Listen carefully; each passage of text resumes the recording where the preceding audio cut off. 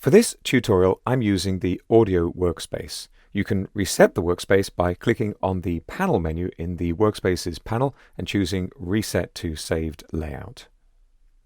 One of the great challenges in any media production is often in capturing clean, usable dialogue without too much background noise.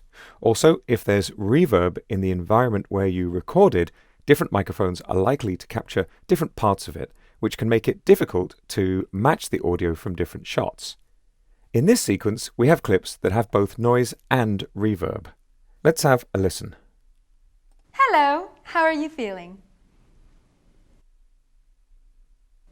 A little confused. Excellent. I'm going to select all of these clips, and in the Essential Sound panel, I'm going to assign the audio type dialogue, and right away, in the loudness section of the Essential Sound panel, I'm going to click Auto Match to give these all a reasonable level for dialogue. In the Repair section of the Essential Sound panel, there's a Reduce Noise and a Reduce Reverb option. These are simple to use but have great noise reduction technology behind them. Let's start by reducing the reverb, and this clip's a good example. Let's have a quick listen. This is the ancestor simulation. Definitely a lot of reverb on that clip. I'm going to show you these controls separately. So first of all, I'm going to select just the dialogue from our first subject. And with those clips selected, I'm going to enable the Reduce Reverb option.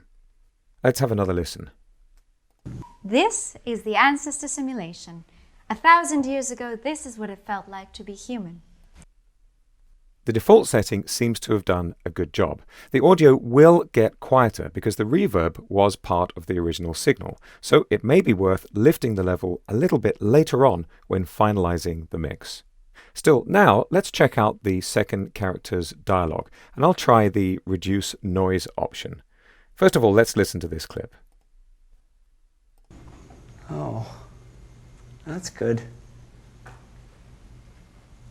It's not very realistic. So definitely some noise in the background there. I'll select all of these dialogue clips and enable the Reduce Noise option. Again, I'll leave this on the default setting, and let's have another listen. Oh, that's good. It's not very realistic. Pretty fantastic. So the default setting's done a good job, but let's try an extreme setting for comparison. I'll push this all the way up, and let's have another listen. Oh, that's good. It's not very real. Even this sounds acceptable, though we're losing a little more detail in the voice. Too much processing can sound unnatural, and too little might leave the audio unusable. Sometimes the best way to find the ideal setting for your media is to drag the control from one extreme to the other and find the perfect result somewhere along the way. When enabling these options in the Essential Sound panel, they're applied as a denoise or de-reverb effect that you can access in the Effect Controls panel. I'll just bring that panel up right now and select one of these clips so you can see it.